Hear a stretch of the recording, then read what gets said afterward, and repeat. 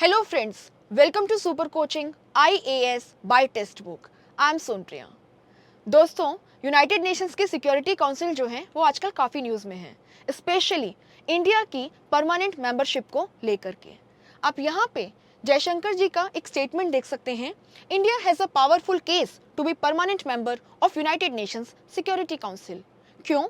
क्योंकि इंडिया जो है वो लार्जेस्ट डेमोक्रेसी है, one of the fastest growing economy है। दुनिया की जनसंख्या के आधार पे अगर हम देखें तो सेकंड पॉपुलेस्ट कंट्री है चाइना के बाद में।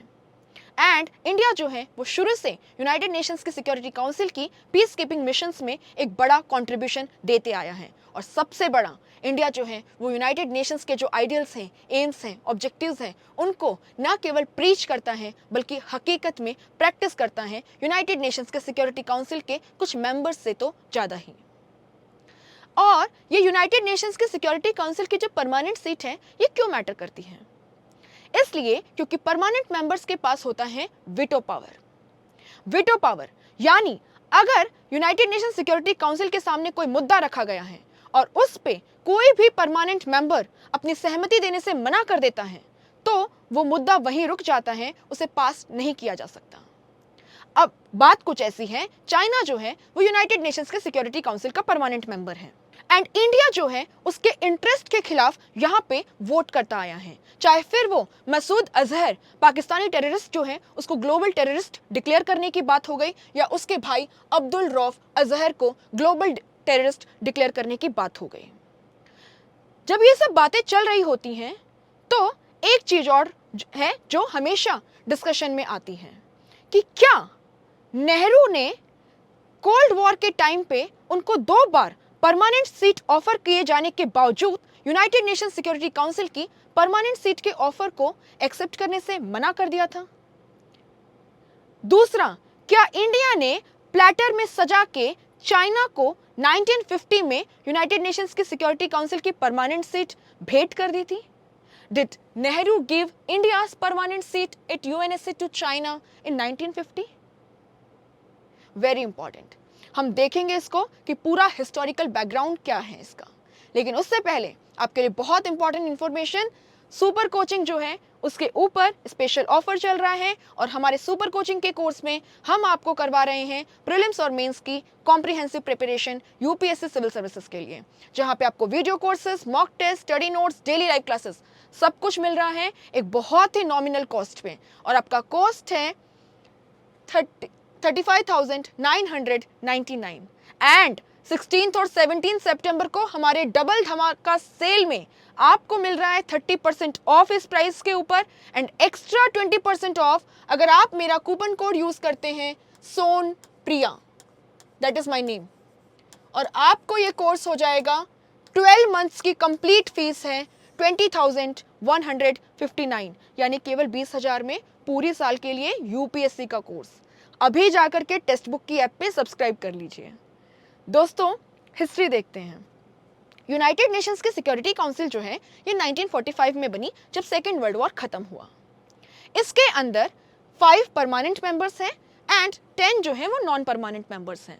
जहां तक हम परमानेंट मेंबर्स की बात करें तो ये वो 5 कंट्रीज हैं जो कि सेकेंड वर्ल्ड वॉर में विनिंग कंट्रीज में से थी। Soviet Russia, United states of America, United kingdom, Republic of China and France. Non permanent members की अगर मैं बात करूं तो इनमें 3 अफ्रीका से, 2 एशिया से, 2 लैटिन अमेरिका से, 2 वेस्टर्न यूरोप से और एक ईस्टर्न यूरोप से, to make it a representative body. But जो वीटो पावर है वो है परमानेंट मेंबर्स के पास में। नॉन परमानेंट मेंबर्स की अगर मैं बात करूं तो इंडिया जो है वो 4th रैंक पे आता है अगर हम देखें most frequently elected UN security council members को। अब बात कुछ ऐसी है, इंडिया जो है वो 1947 में इंडिपेंडेंस गेन करता है यूनाइटेड किंगडम से। सिक्योरिटी काउंसिल 1945 में फॉर्म होती है सेकेंड वर्ल्ड वॉर खत्म होने के बाद। और सेकेंड वर्ल्ड वॉर खत्म होने के बाद 2 सुपर पावर एमर्ज होते हैं, एक अमेरिका और दूसरा सोवियत रशिया। अमेरिका जो है वो कैपिटलिज्म यानी पूंजीवाद को फॉलो करता है, सोवियत रशिया जो है वो कम्युनिज्म या साम्यवाद को फॉलो करता है। दोनों में आइडियोलॉजिकल वॉर शुरू हो जाता है यानी विचारधाराओं को लेकर के। इंडिया जब एक नए नेशन की तरह बॉर्न हुआ है तो इस शीत युद्ध को कोल्ड वॉर को देख रहा है दोनों कंट्रीज के बीच में, जहां पे ये दोनों ही कंट्रीज अपने इन्फ्लुएंस को बढ़ाने की कोशिश कर रही हैं और अपनी हेजिमनी जो है, अपनी मोनोपोली जो है, उसे एस्टेब्लिश करने की कोशिश कर रही हैं। एक और इंपॉर्टेंट इवेंट होता है 1949 में। चाइना के अंदर माओ जेडोंग की लीडरशिप में कम्युनिस्ट रिवॉल्यूशन होता है एंड यहाँ पे पीपल्स रिपब्लिक ऑफ चाइना जो है, वहाँ पे कम्युनिस्ट सरकार जो है वो एस्टेब्लिश होती है। अब सोवियत रशिया और चाइना दोनों ही यूनाइटेड नेशन सिक्योरिटी काउंसिल के परमानेंट मेंबर्स थे शुरू से ही। 1945 से दोनों कम्युनिज्म को फॉलो कर रहे हैं और ये यूएस जो है बिग डैडी, उसके लिए एक बहुत बड़ी प्रॉब्लम बन गई। यहाँ पे उन्होंने इंडिया को, कहा जाता है 1950 1953, 2 बार ऑफर दिया कि आप चाइना की जगह में एशिया से परमानेंट मेंबर बन जाइए, बट कहा जाता है कि नेहरू जो हैं उन्होंने इसे डिक्लाइन कर दिया। शशि थरूर जो हैं उन्होंने अपनी book Nehru the invention of India में भी इसका जिक्र किया है। हिस्टोरियन एंटोन हार्डर जो हैं उन्होंने भी इस बात का जिक्र किया है। अब यहाँ पे नेहरू जो हैं माना जाता है उन्होंने भी विजयलक्ष्मी पंडित जो हैं अपनी बहन, उनके साथ में लेटर्स में इसकी बातचीत की है, बट फिर इंडिया ने इसे रिजेक्ट क्यों कर दिया? It was a golden opportunity after all. The reason was very simple. उन दिनों कोल्ड वॉर चल रहा था सोवियत रशिया और अमेरिका के बीच में। अमेरिका यूएनएससी के अंदर कम्युनिस्ट इन्फ्लुएंस को कम करना चाहती थी और इंडिया जो है उसे एक प्यादे की तरह यूज कर रही थी अपने इस गेम में, ताकि यूनाइटेड नेशन सिक्योरिटी काउंसिल के अंदर जो कैपिटलिस्ट कंट्रीज हैं उनका इन्फ्लुएंस बना रहे।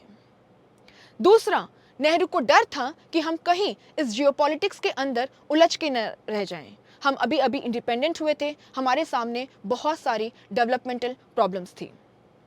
इसके अलावा नेहरू उन दिनों ये नहीं जानते थे कि चाइना जो है वो हमारे लिए एक इतनी बड़ी थ्रेट बन जाएगी।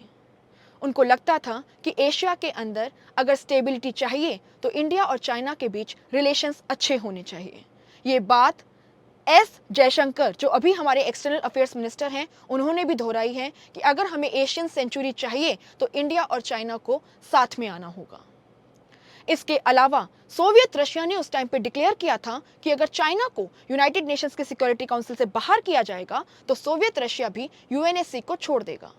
अगर ऐसा होता तो यूएनएससी का जो प्राइम एजेंडा था कि अगर कंट्रीज के बीच में कॉन्फ्लिक्ट होता है तो उसको रिजॉल्व किया जाए पीसफुल मैनर में, वो खत्म हो जाता। सो लार्जर जियोपॉलिटिकल गोल्स को ध्यान में रखते हुए, चाइना से किसी दुश्मनी को ना मोल लेते हुए, इंडिया जो है उसने उस टाइम की जियोपॉलिटिकल रियलिटीज को देखते हुए ये डिसीजन लिया। अब बात आती है कि क्या 1955 में इंडिया को एक बार फिर से सोवियत रशिया ने भी ये ऑफर दिया था? जी, बात कुछ ऐसी है कि सोवियत रशिया के जो प्राइम मिनिस्टर थे बुल्गानिन, उन्होंने कहा जाता है इंडिया को ये ऑफर दिया, बट नेहरू का कहना था कि बुल्गानिन जो है उन्हें ये पहले से पता था कि अमेरिका ने इंडिया को ये ऑफर दिया है और सोवियत रशिया जो है वो इंडिया से ये पूछ के कि क्या आप यूनाइटेड नेशन सिक्योरिटी काउंसिल के परमानेंट मेंबर बनना चाहते हैं, इंडिया के मन की बात को जानना चाह रहा था। ये बुल्गानिन ने खुद ही बाद में एक्सेप्ट कर लिया। We proposed the question of India's membership of the Security Council to get your views. आपके मन की बात को जानना चाहते थे, but agree that this is not the time for it. अभी टाइम सही नहीं है, ग्रेजुअली ये सब करना होगा। नेहरू को जब इन बातों पे पार्लियामेंट के अंदर घेरा गया कि क्या आपने सच में अमेरिका और सोवियत रशिया के एक इतनी गोल्डन ऑफर को ठुकरा दिया, तो नेहरू जो हैं उनके स्टेटमेंट को मैं कोट करती हूं, there has been no offer formal और informal of this kind. Some vague references have appeared in the press about it which have no foundation in the fact. The composition of the Security Council is prescribed by the United Nations Charter, according to which certain specified nations have permanent seat. No change or addition can be made to this without an amendment to the charter. यानी औपचारिक या अनौपचारिक तौर पे हमें कोई भी offer नहीं दिया गया है, क्योंकि परमानेंट मेंबरशिप की जहां तक बात है वो यूनाइटेड नेशंस के चार्टर के द्वारा प्रिस्क्राइब किया गया है। जब तक इस चार्टर में कोई सुधार नहीं किया जाता तब तक हमें कोई परमानेंट सीट नहीं मिल सकती है। और अभी जियोपॉलिटिक्स जो है, it is not the perfect time कि हम यूनाइटेड नेशंस के चार्टर में इसको अमेंड करने की बात करें। उन्होंने कहा जितने भी प्रेस के अंदर स्टेटमेंट्स आ रहे हैं इनका कोई आधार नहीं है। लेकिन आपको एक इंटरेस्टिंग फैक्ट बताऊं, माना जाता है इस स्टेटमेंट के ठीक 1 महीने पहले नेहरू ने चीफ मिनिस्टर्स को जो लेटर लिखा था उसमें बात की थी कि हमको अमेरिका के द्वारा और रशिया के द्वारा यूनाइटेड नेशंस के सिक्योरिटी काउंसिल में परमानेंट सीट ऑफर की गई है। बट जियोपॉलिटिकल सिनेरियो को देखते हुए और चाइना के साथ रिलेशनशिप को ना खराब करने के लिए हमने इसे एक्सेप्ट नहीं किया। यानी कि मुद्दा जो है काफी डिस्प्यूटेड है। आप किस बात को बिलीव करते हैं डिपेंड करता है आप क्या आइडियोलॉजी रखते हैं। लेकिन यस, भले ही ये मुद्दा डिस्प्यूटेड रहे, लेकिन what is undisputed is India in the 21st century rightly claims its position in the United Nations Security Council, और ये उसे कोई डिनाई नहीं कर सकता।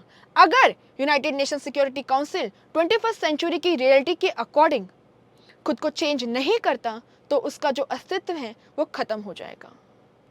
And at the same time, do not forget to like and share the video with your friends and family members, and do not forget to subscribe our channel and press the bell icon so that you do not miss any notification from our side. Thank you so much.